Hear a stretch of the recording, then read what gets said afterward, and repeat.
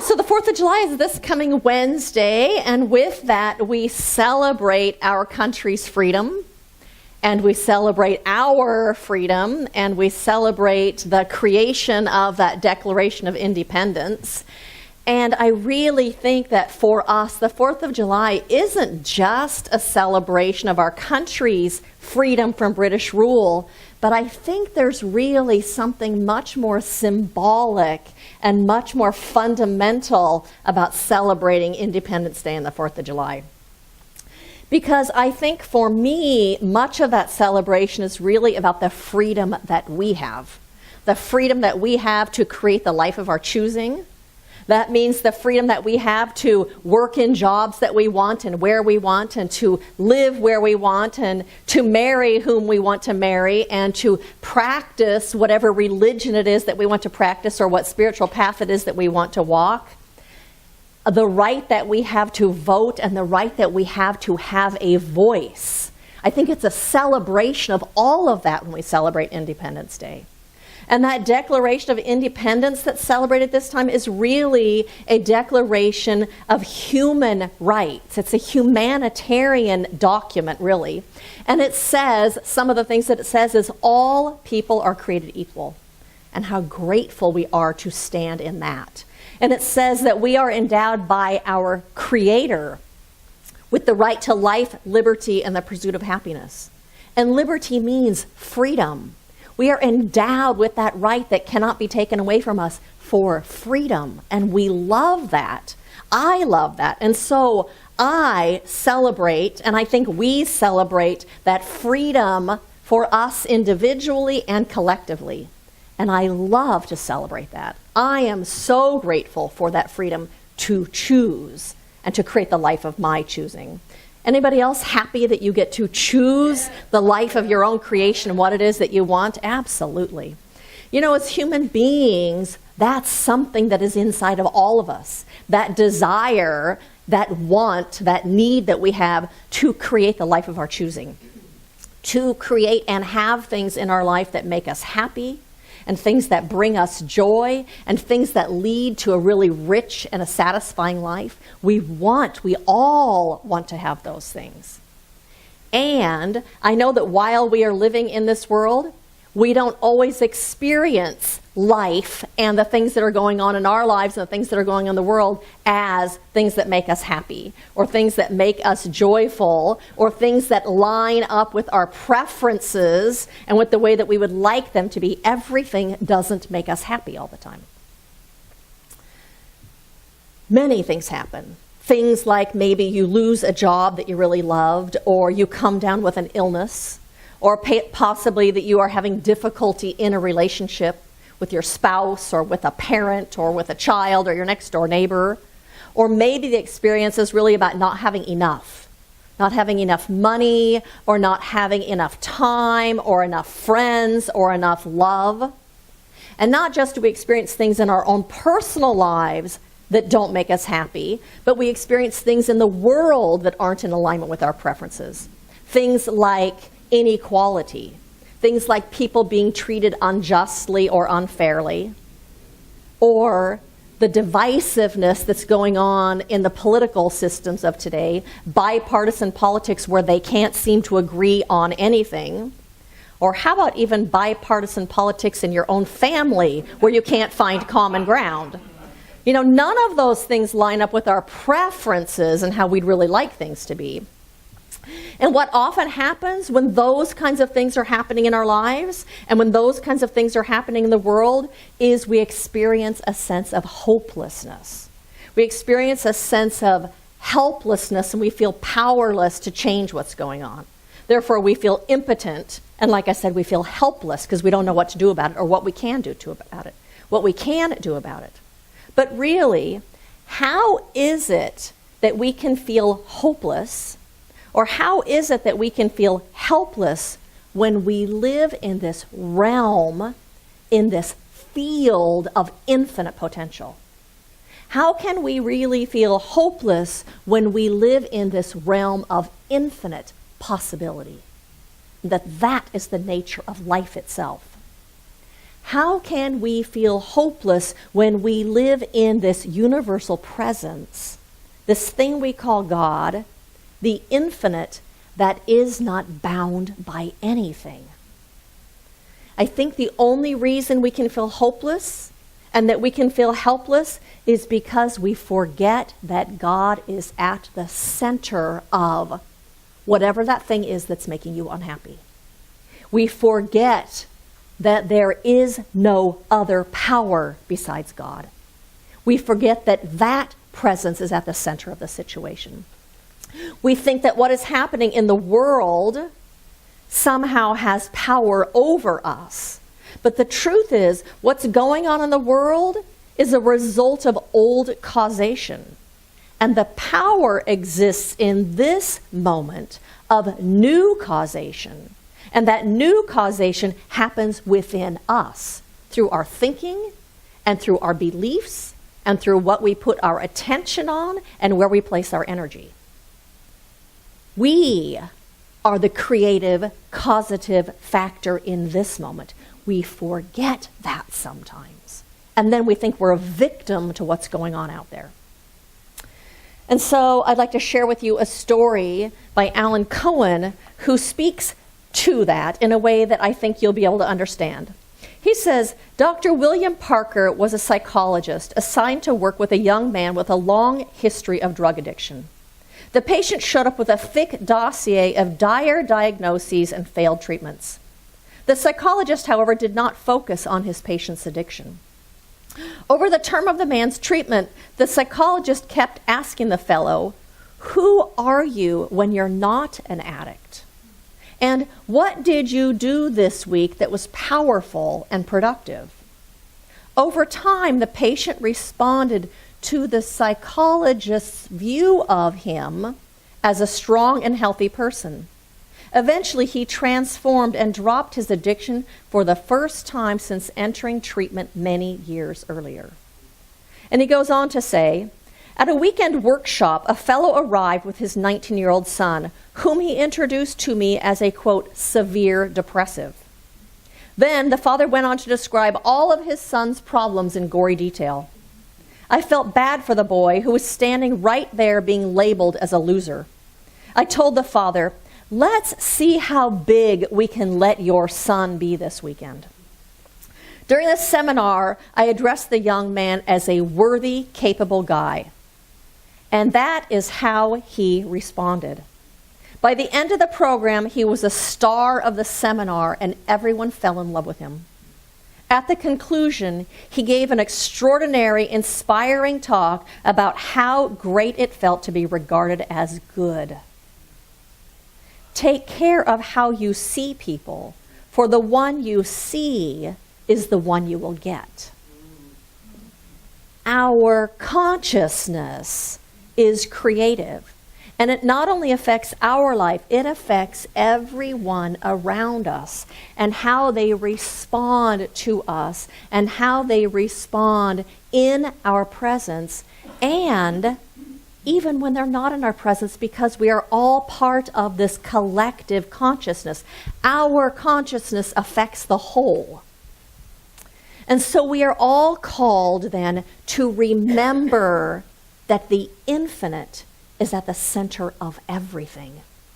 That infinite one is at the center of all that it is, in the midst of every seeming problem that we have. That means that all the love, all the intelligence, all the harmony, all the peace and the wholeness and the power, all of the creative intelligence is present in every single moment.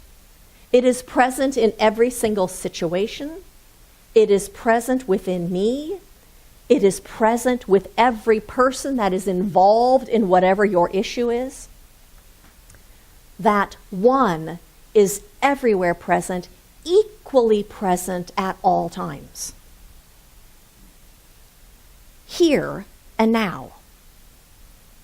That one is at the center of you, and it is at the center of me, and it is at the center of every person of Congress, and it is at the center of every legislator, and it is at the center of your spouse that you are fighting with. It is at the center of your neighbor. That presence is everywhere present in its fullness. Take that in. It's like a hologram.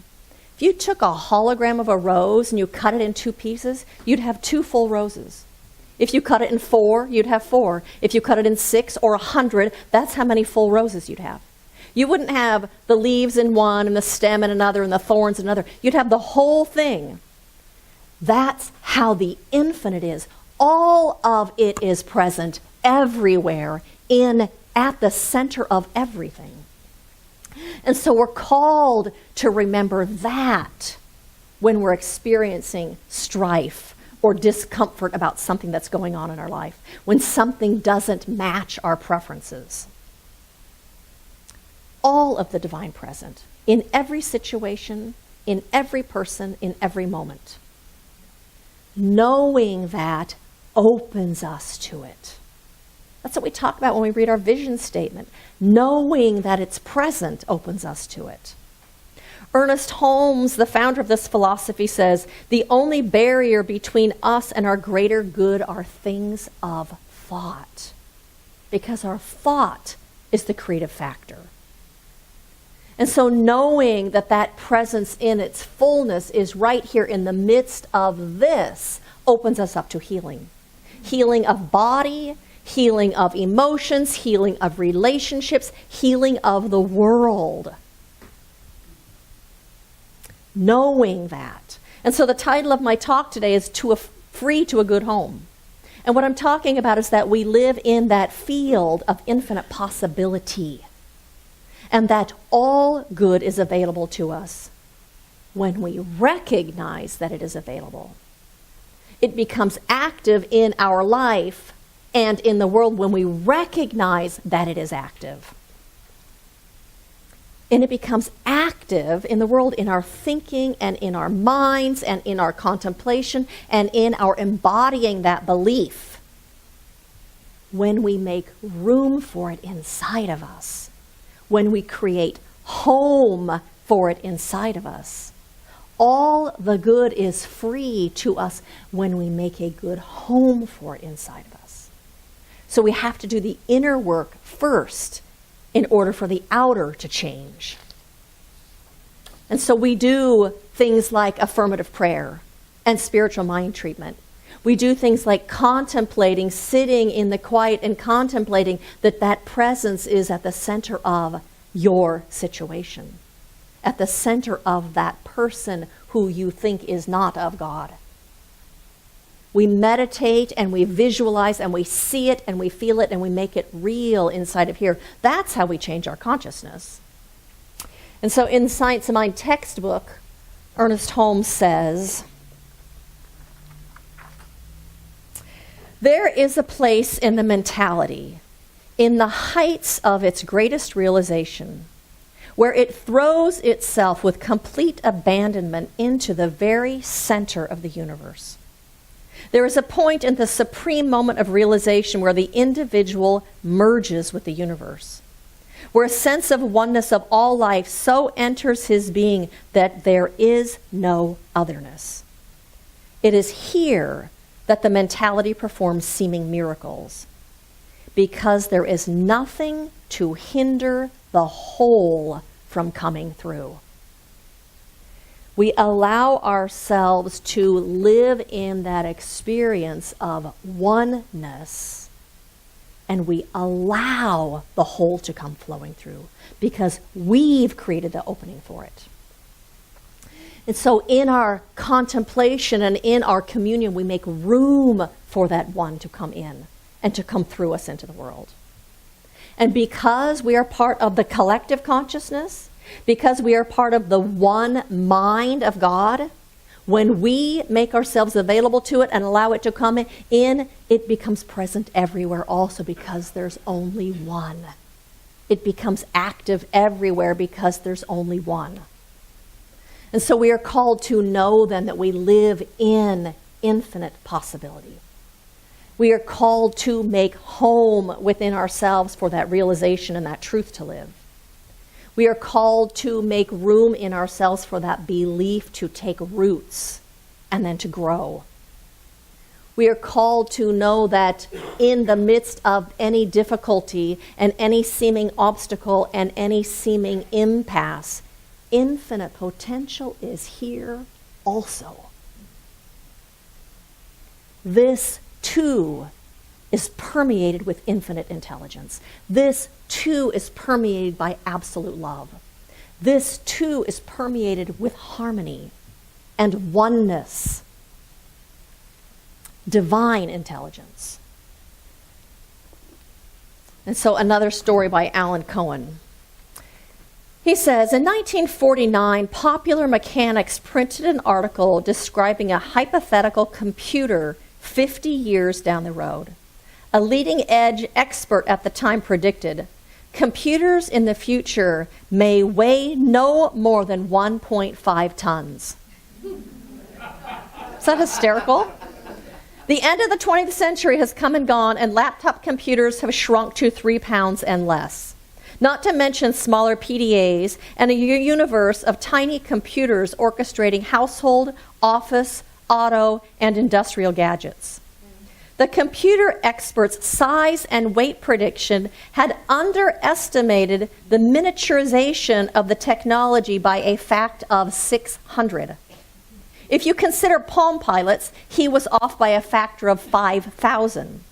So even the biggest thinker of the time had no idea how advanced the industry would become.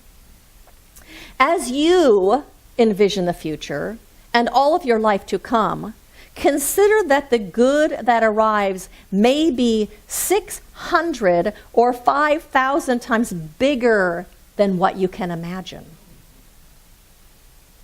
The vision of your life you see through the lens of history is always smaller than your true destiny. In the Bible, we are told that Abraham set out on his spiritual journey.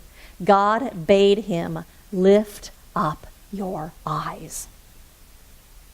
Abraham was being guided to let go of his normal limited vision based on past events and to see the greater expanse of possibilities.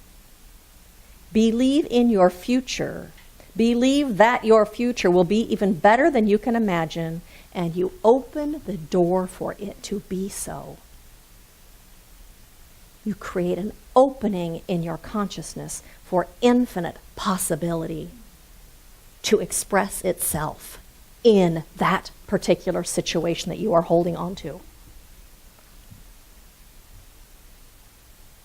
And so living in a realm of infinite possibilities is different than living in a realm of infinite possibility. Because knowing there are infinite possibilities, say, I can have peach pie or strawberry pie or cherry pie. You're choosing from the possibilities that already exist. I could go on vacation to Hawaii or to Greece or to Las Vegas, or don't go on vacation at all. You're choosing from the possibilities. But when you're living in the realm of possibility, it means that it is probable and possible, and it is capable of something you can't even imagine unfolding here. Living in possibility isn't positive thinking, and it's not being in denial about what's happening. You're not denying that this is happening in the world right now. You know, living in that denial or in positive thinking might look something like, I know that I'm sick, but I'm not going to focus on that. I'm only going to focus on health, and I'm not going to pay attention to any of my symptoms, and I'm going to hope that I get better. That absolutely is a movement in the correct direction, but it's not enough. Positive thinking steps us closer, but it's not enough. And I'm not talking even about hope, because hope is grounded in wishes. It's not grounded in truth, and it's not grounded in principle, like I wish my spouse would quit drinking, or I wish I'd win the lottery. That's not what I'm talking about. I'm talking about being grounded in the truth that infinite potential is everywhere present in this moment. In every moment. In that recognition, What we're doing is recognizing that there is an infinite potential and infinite possibility back of and within everything. That's what we call God. That power and that potential, that intelligence permeates everything. That power and that presence of infinite creativity is here in this now.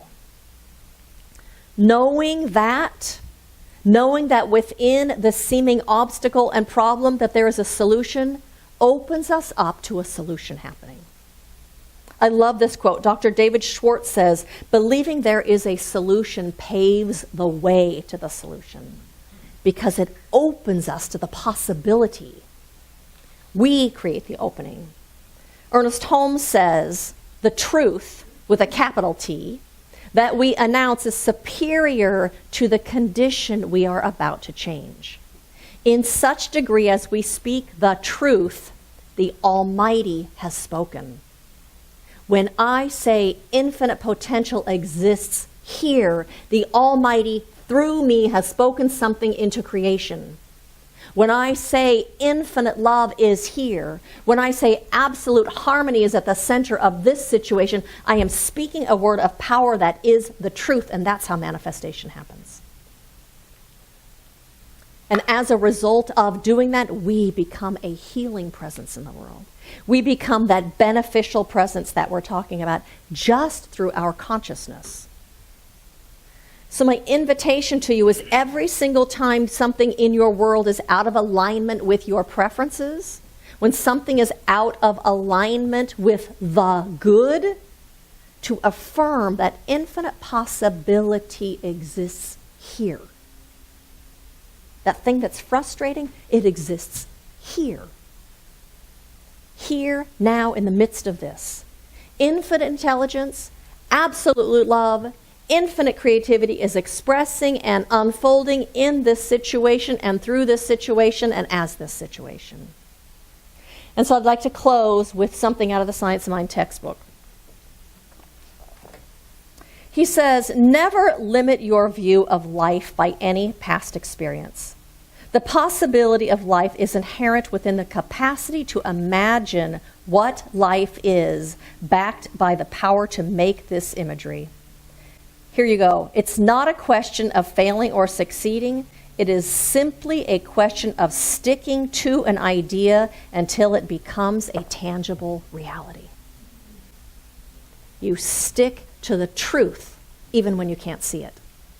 You stick to the truth that the infinite potential of the universe is here in this now until it becomes your manifest reality. That's my invitation to you this day and this week and every day as you walk in this world, to be the presence that allows healing to come through, that allows transformation to come through, to be a beneficial presence on this planet, not just through your actions and through your words, but through your consciousness. And so blessings to every single one of you on this path of awakening and stepping into the truth of who you are and to being that place of light on this world. Thank all of you.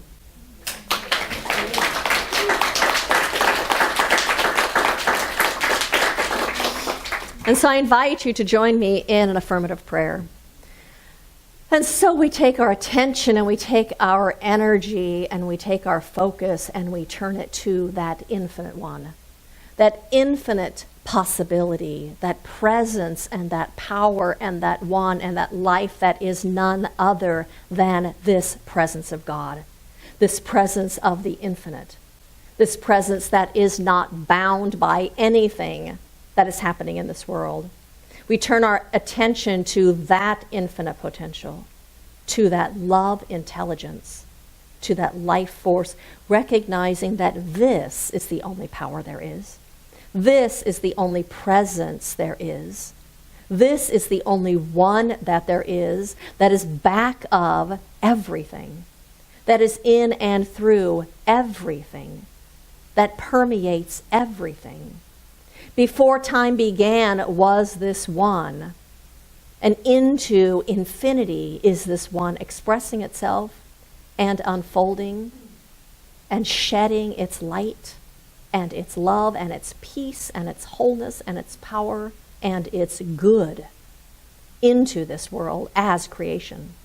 And so I recognize that I am one with this presence, as is each and every single person in this room, is as each and every person in this world, even the ones where I don't see it. That presence lives at the center of them. And that presence expresses at the center of everything that is going on in this world. And so it is in our recognition of that good and of that love and of the truth of oneness, of the truth of opulence, of the truth of endless possibility, that we make room for it in ourselves, and therefore we make room for it in this world.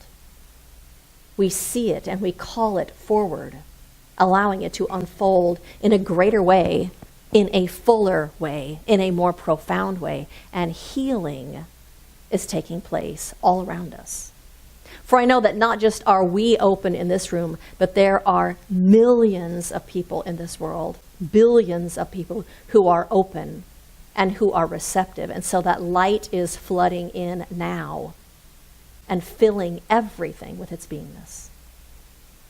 And so I claim healing, and I claim revealing, and I claim knowing, and I claim harmony and good in this world for all.